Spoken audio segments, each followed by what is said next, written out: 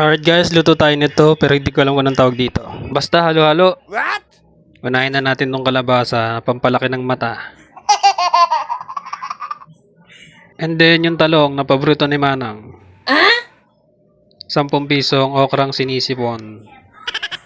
At bunga na malunggay. So, paborito ko to. Ang hirap mong balatan.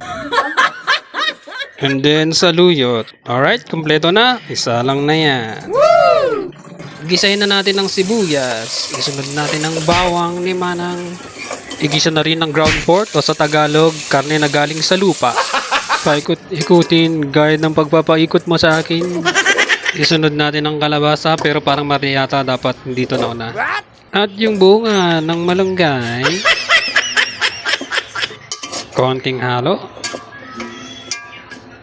Lagay na ang talong at ang okrang naglalaway. Mekos na yan. At konting tubig kanal. Then takpan natin ng mga 10 taon. Hintayin natin gumulo. At ayun na nga, lata na.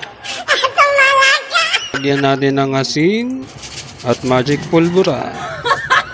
At ang saluyot. Pagkahalo, takpan na yan, 5 taon.